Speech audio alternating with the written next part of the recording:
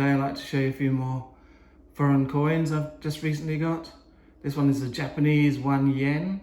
All these styles are very similar to the Chinese. The Chinese had the circular one with the hole in the middle up until about 1910. And then they started to produce these sort of coins with a dragon in the middle, some wording outside. And this got the Japanese chrysanthemum on the top, and then it's got 1, that must be yen for the bottom bit. So it's quite a heavy coin. But these followed Chinese design like they did with the earlier hold coins. This was done again by places like Korea and China. Their coins were very similar.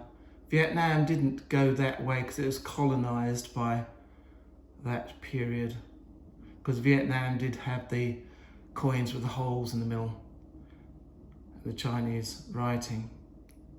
So that one's Japan.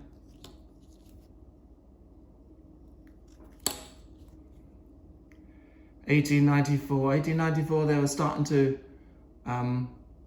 westernize. They had opened up to the West much more than China had.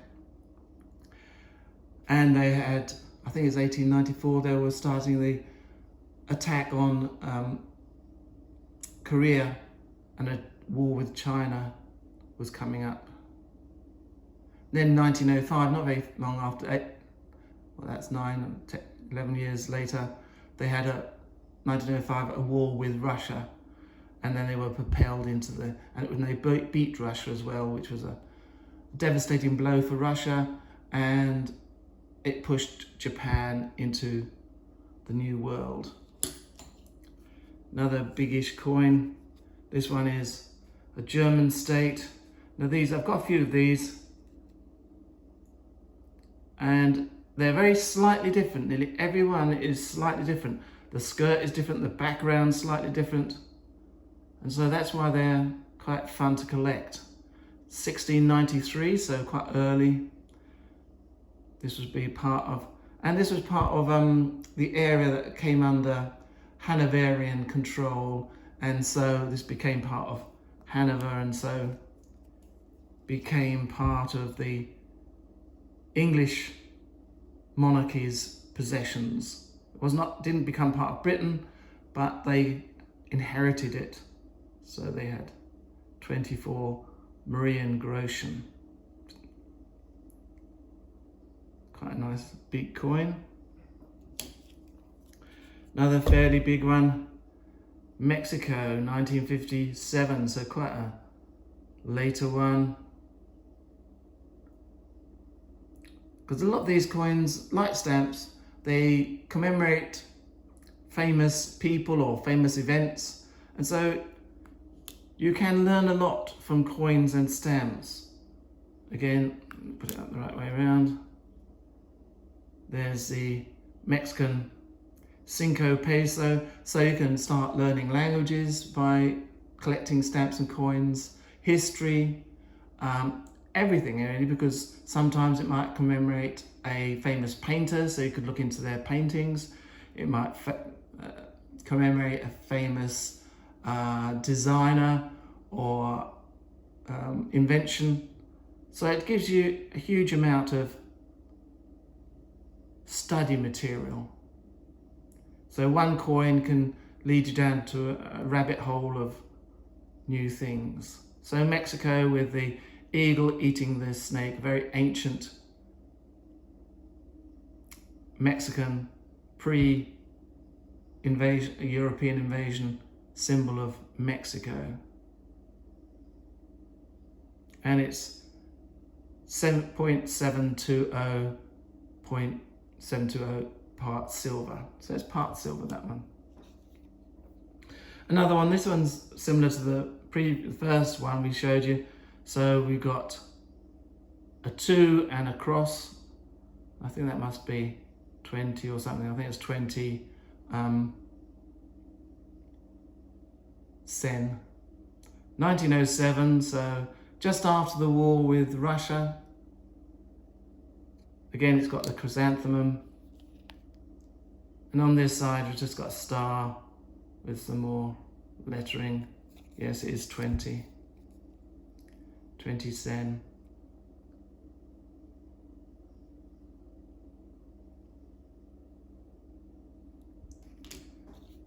Venezuela, at the moment in dire trouble because of the government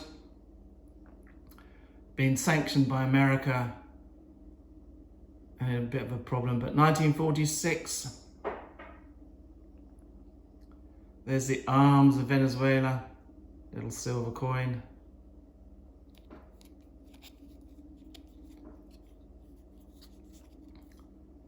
On the head, Bolivia. Now, he was very famous in South America as a liberator. Bolivia, back in the early 19th century. So he's commemorated quite a lot in lots of different countries in South America. So again, you could look him up and go down a rabbit hole of information about South America, its politics, and how it got liberated from Spain. So here we've got France, 1808.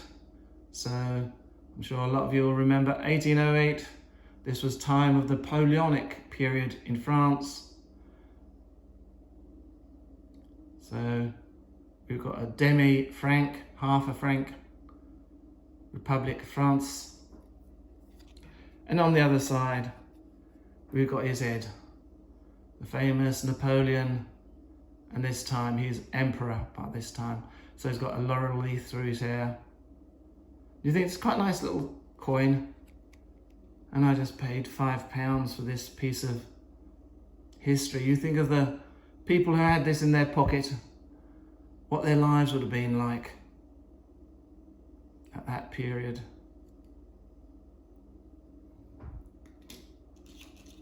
Another famous period, Russia, 1915. So just before the First World War had started, Russia had committed millions of troops. It didn't go well for them. They lost millions of soldiers. And in the crisis, it did push Russia to the brink of civil war. And by 1918, they were in complete civil war. So this is one of the few last coins that would have been minted before the Bolsheviks took over. 1915, there would have been a Duma, a sort of semi-parliament with some less radical elements, but the war pushed Russia into civil war up to 1922, when the Soviet Union was completely took over the whole of Russia. And there we've got the eagle, the two-headed eagle of the Romanovs, the family of Russia. So again, a lovely little piece of history. And again, only £5 paid. When you think of, again, this would have been in somebody's pocket. They might have been thinking about where the world was going to, where the country was going to. They might even have been part of the revolution that was coming. 1803, Naples again. So this is Napoleonic period. Italy at that period was divided into a lot of little states. Naples and Sicily had been part of the two Sicilies, I think, at that period. So it's a 6, Torinese, 1803. Nice little coin. And on this side, you've got the head of the king. I think it must be Ferdinand. They were all called Ferdinand then. So if you say a guess of who the sort of Spanish or Italian or South Italian kings were, you could just say Ferdinand, you'd probably be right. And you've got Ferdinand Sicily and then it's got the south part of Rome on it. The head's not very clear on this one, but it's not too bad for the price paid. Here we've got an interesting one. This one is an Indian state. So they've got different dates. So it's really 1928 in the Common Era. So what we would use, well, they would say it was 1985 for some reason. I'm not sure. It's not the Hindu date, so I'm not sure what date they took. Miwa. So before the granting of independence in 1945, there was still a number of Indian states with their own heads. So there was a lot of kings and other types of people ruling certain areas under British rule. So here we've got a little silver one, very nicely designed. Hindu script there, or Indian script, let's say. Mewa.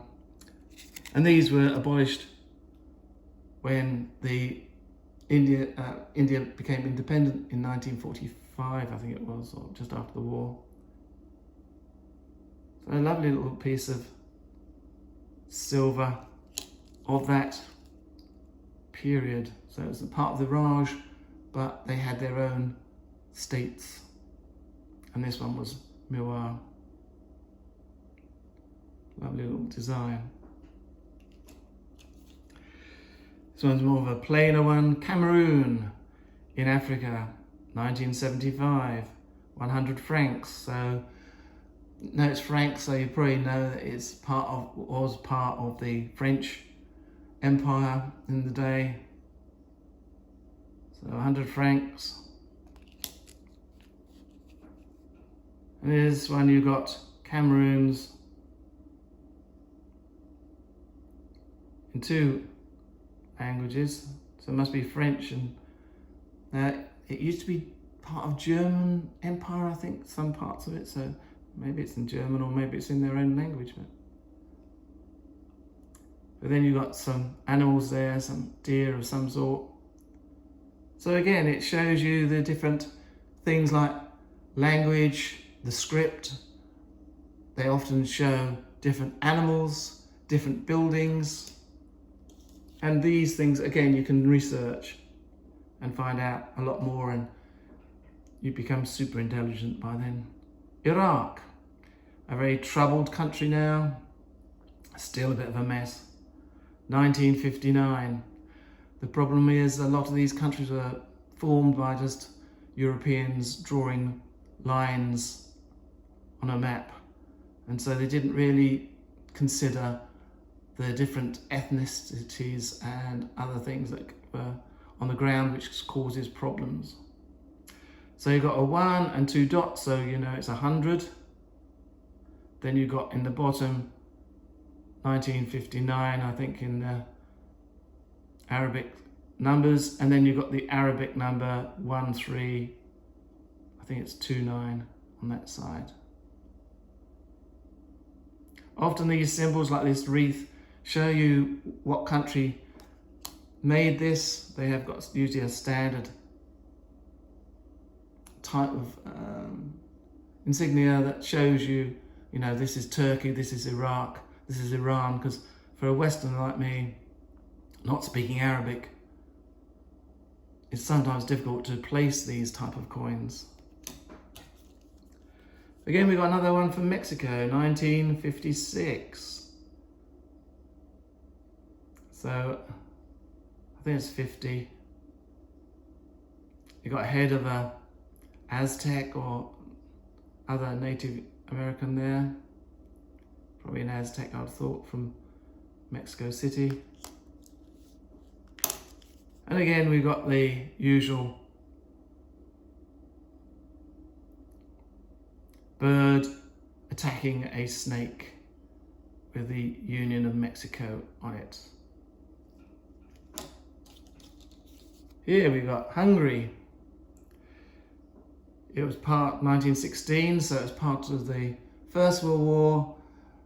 Austro-Hungary didn't do very well in the First World War, and at the end of it, in 1918, the whole empire collapsed. It was made up of about 12 or more different ethnic populations. So there was mainly Germans and Hungarians, but there were also like Czechs, Slovaks, Poles, Ruthenians, Slovenes, Serbs.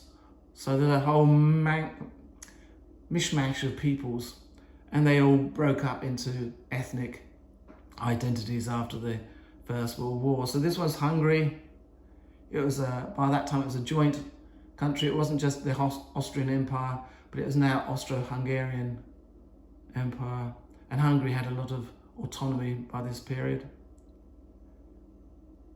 10 Hiller. And then we got the crown of Hungary as a symbol. Hungarian is a very difficult language because it's not an Indo-European one, it's more linked to places in the north, in Siberia and places like that. It's got more relationship to Finnish than it has to any other Indo-European country. Here we got Netherlands, India, 1945. So this is what eventually became Indonesia. It was under Dutch control for a long time, or parts of it were under Dutch control because it was mainly a maritime hub, so they probably had influence in the ports, but not much outside of that. 1 cent, got a little hole in the middle there. 1945, so just after the war. Well, the war was just ending. And here you got the other side. So some of it has some sort of Arabic scripts that some people used. I believe, and now Indonesian is just used a form of Latin script, but it had been under Arabic influence, as per most of them are now Muslim. There was a Muslim takeover of, well, not takeover, but influence on the old Indonesia. Lebanon, another country in turmoil, just north of Israel. When I was growing up in the 50s and 60s, Lebanon was a rich, prosperous place where they had lovely beaches, and it was very westernized, but unfortunately it got involved in wars with Israel and its economy just crashed. But by the 1950s, it was still quite a place to go on holiday, westernized, bit of a playboy place. Let's hope it gets back to that again. They can put the war apart and get onto making money and enjoying their lives. So 10 Piasters, this was after the First War, was sort of under French control, so there's a lot of French influence there. Here we got the cedar tree of Lebanon. This again, as I think I said in a previous video, trees and wood are very scarce in the Middle East, and so Lebanon was very famous for its tall trees that could be used in construction. So they were used in sort of Egypt and everywhere. Looked for trees in Lebanon, very famous for that. So lastly, we got Guatemala in Central America, 1899.